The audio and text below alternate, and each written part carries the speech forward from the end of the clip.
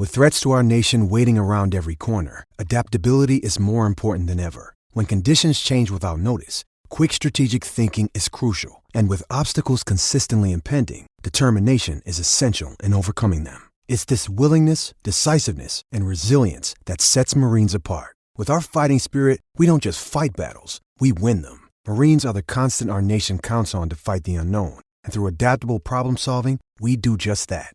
Learn more at marines.com.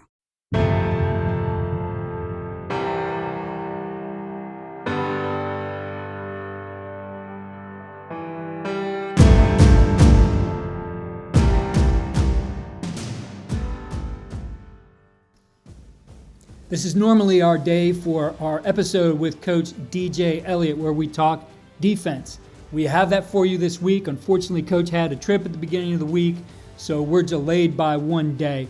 Today, we have one from the archives from some of our first years, where I talk about different aspects of trick plays and my experiences with trick plays, how I like to think about them, organize them, practice them. Really a brain dump here on all things trick play. So enjoy, and Defense with DJ will be back tomorrow. What you see on tape is a direct reflection of what you teach and how you teach. Video is important, but if you don't teach well, you're not going to like what you see on your video. First Down Playbook has been helping coaches teach better for 13 years. It allows you to present installs, playbooks, and practice cards in half the time with NFL quality. Coaching tools like video pairing, a player app, practice schedules, and wristband sheets have made First Down Playbook a program management system with everything in one place. If you're in a position of leadership with your football program, receive a free 1-week look at First Down Playbook. Call them at 512-814-6158 or visit them on their website or social media. Mention Coach and Coordinator Podcast or use the coupon code COACH24 to receive a $100 discount off the normal $700 First Down Playbook team membership price. Links and the phone number are in the show notes. As coaches, we know that some of the biggest hurdles to our team's success can come from off the field. Your team needs support to tackle the endless list of expenses, uniforms, training equipment, travel, and more. But raising that money can feel like a full-time job. Thankfully, there's Vertical Raise. Vertical Raise is the premier online fundraising platform using innovative technology to create the easiest and most efficient system available.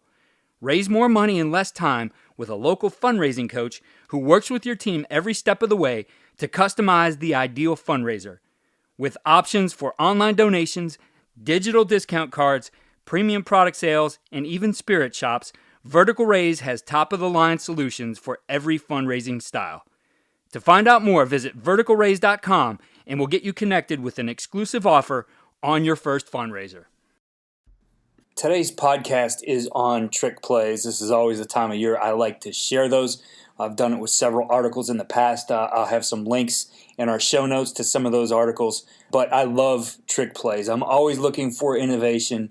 I think back to 2015, when I was the offensive coordinator at Oberlin, we actually used what is known now more popularly as Philly Special, and it was the number 4 top trick play of 2015 on ESPN. I'll put that link there so you guys could see it. But let's talk about that play before we go into some of the specifics here. What's ironic about that play is that the Patriots actually used it against Philadelphia in December of 2015. They did it back then. It was a successful play. It came back, obviously, to haunt the Patriots in the last Super Bowl. If you look at the clip of Tom Brady in the show notes, you're going to see him saying as part of his cadence when he's going down the line and pretending that he's giving calls to the linemen, he says, Clemson, Clemson.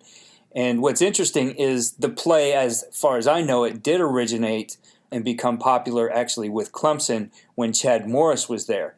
And if you ask Chad Morris, he got it from a coach, Coach Spivey, who was a high school coach at the time and still is, I believe.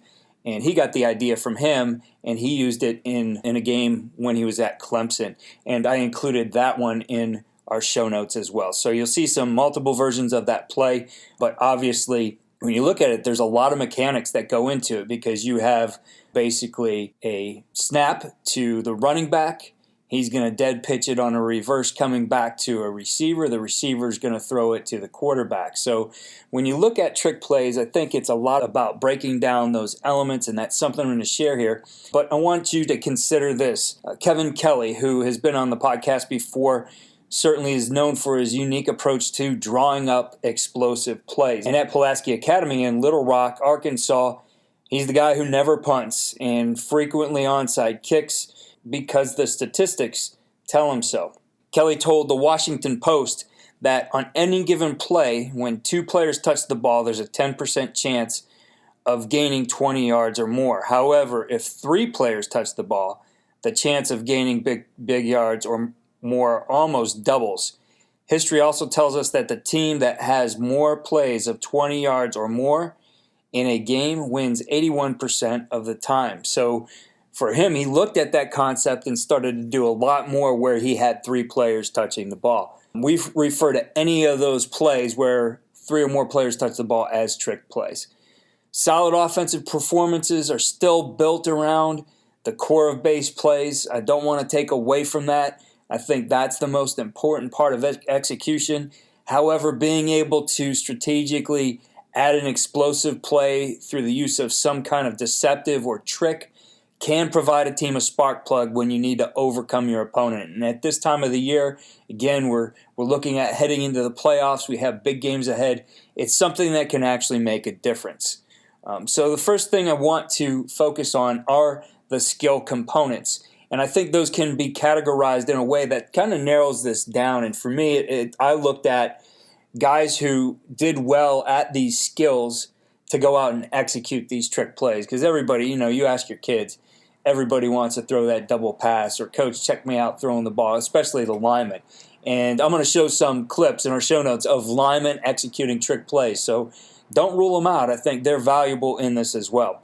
But the first category is the multiple player exchange. So there's going to be the ball given to one player who gives it to another.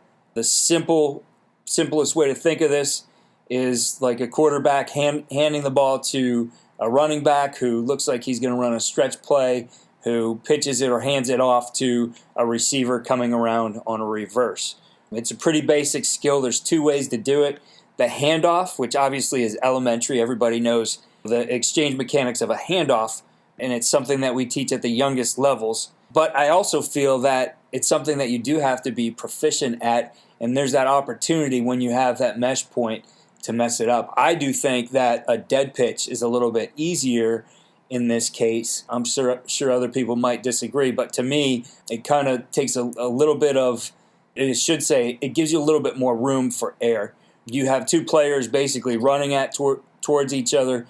What the one player is going to do is put that ball up into the air and really make that short toss something that has very little movement on it. You don't want the ball spinning. And the other player essentially is running through the ball, catching it, and running through the ball. After that, think about a lot of trick plays have a pass. So you have an exchange followed by a pass. So some type of handoff or a pitch.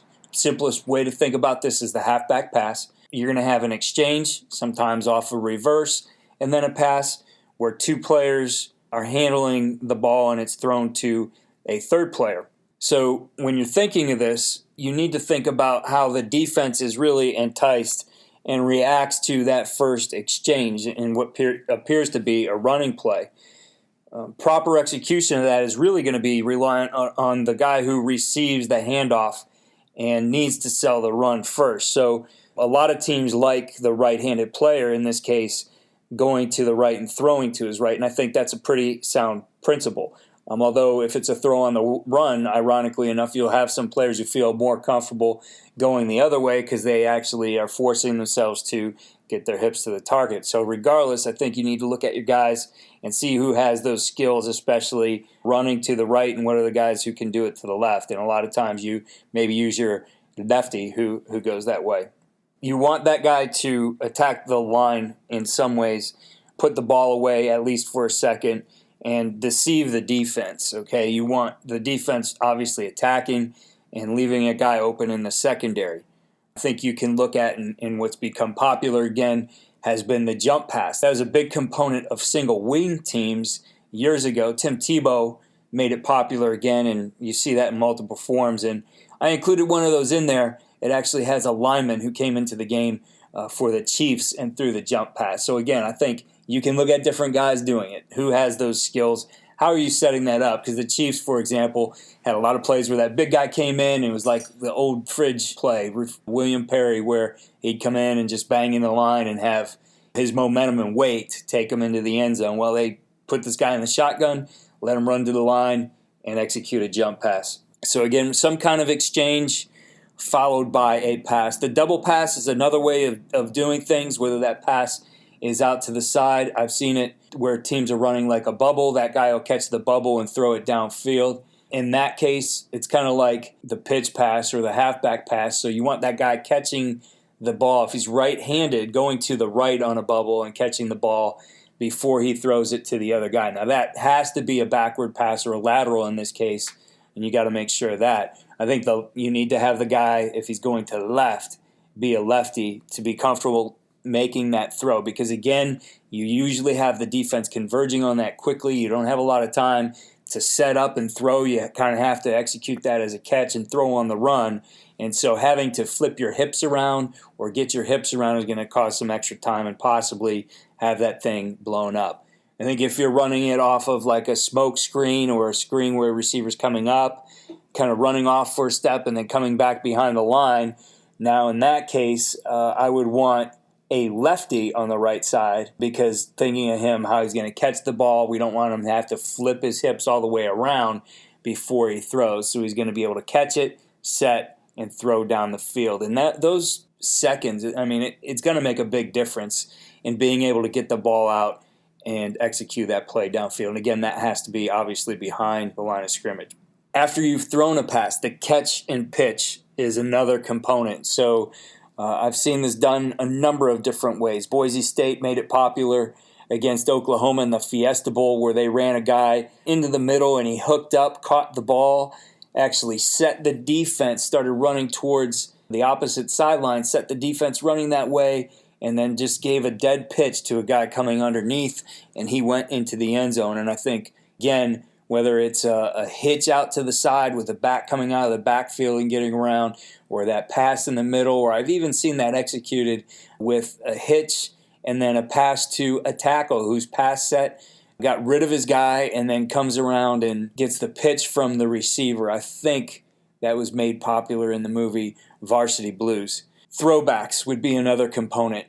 Any kind of throwback where you have your quarterback or potentially even somebody on a reverse, going back and throwing all the way to the other side, stopping, planning, and throwing back is another skill I feel that needs to be worked on, and can't just throw it out there a couple times. You want to think about that skill of getting a guy being able to throw back to the other side. And then everything else I kind of put in the category of special. I think those components I mentioned make up about 90% of trick plays.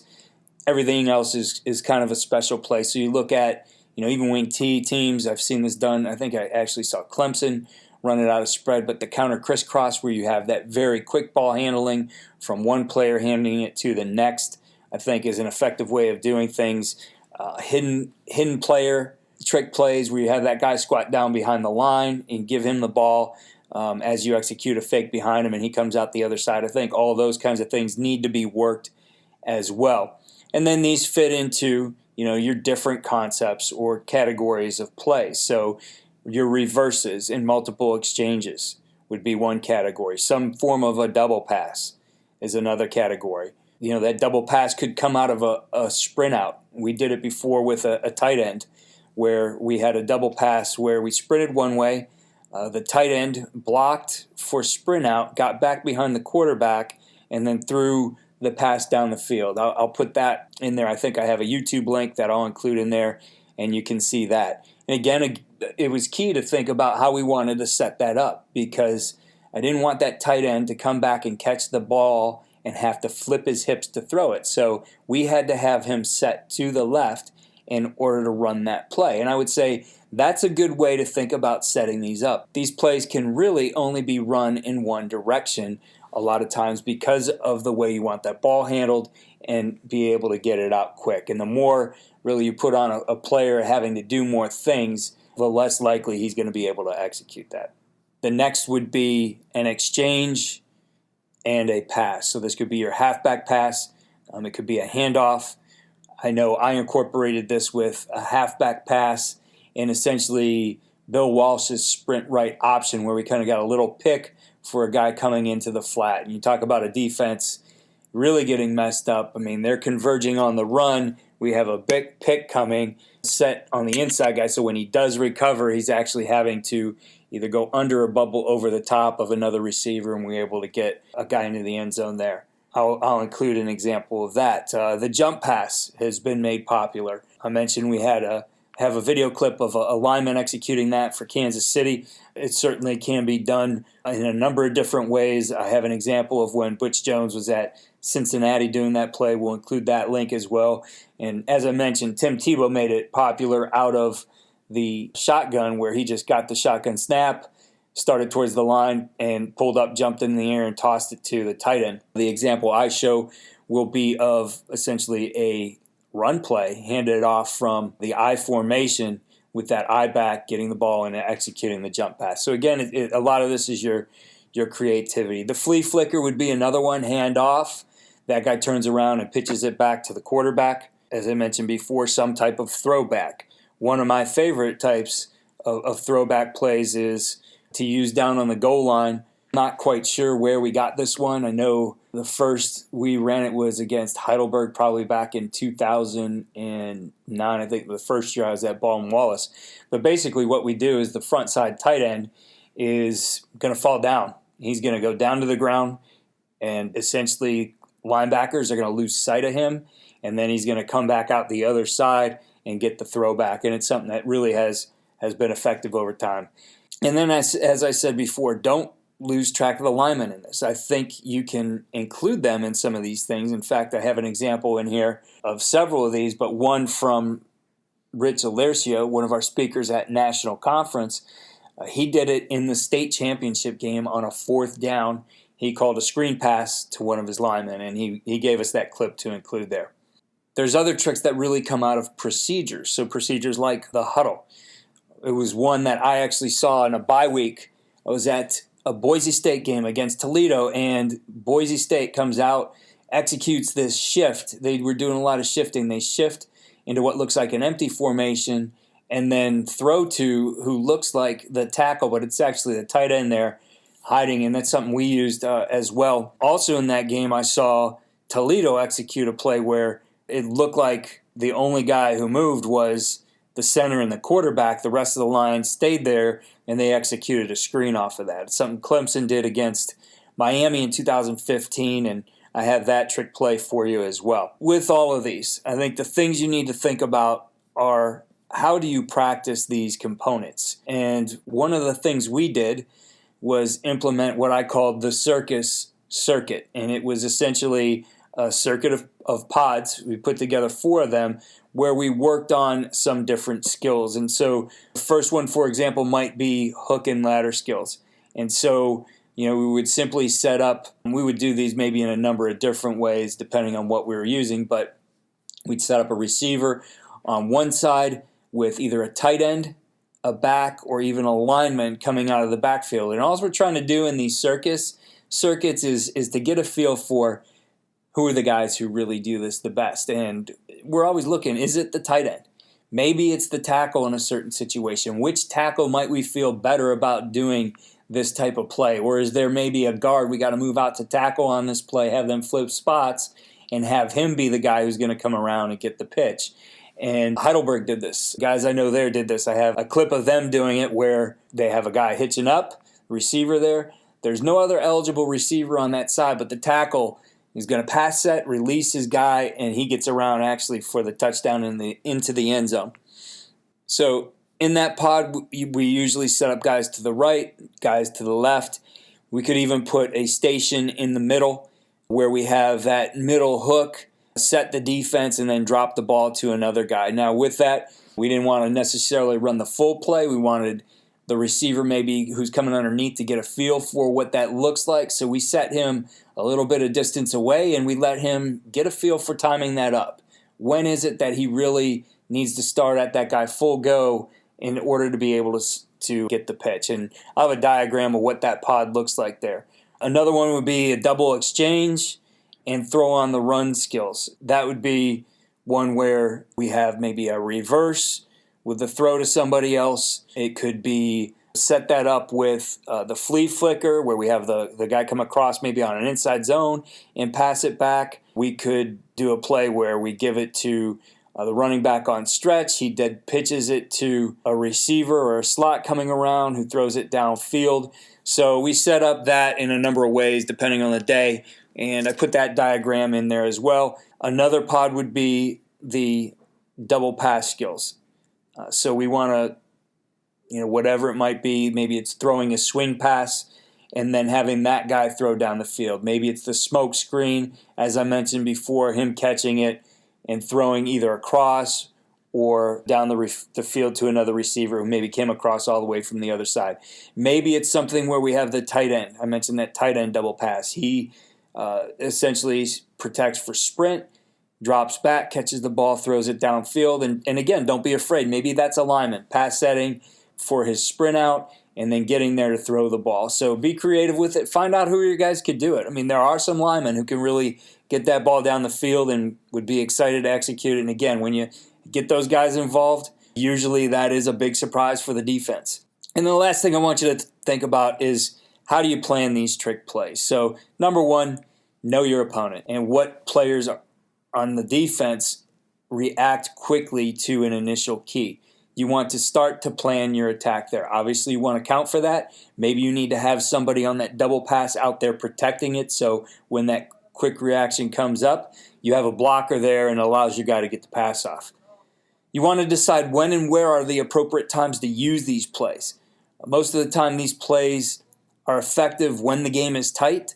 I don't think that you want to open a game with a trick play. I think that's a time when everybody's a little bit more alert. I think once you settle into it, that could be a time when you execute it. But for me, I always would go up to the press box before the game, as we got to the stadium, before we warm up, and kind of just visualize where I might call those plays on the field as I was going over my call sheet. So I had a feel for, okay, if we get to the right hash on about the 35 to 25, I'm going to call this play. And, we end up in that situation, then we'll call it. I think the next thing, the third tip would be to set up a play to fit into what you do. Use looks and formations that are part of your game plan. So if you go to something crazy, usually you have something that's going to go along with that.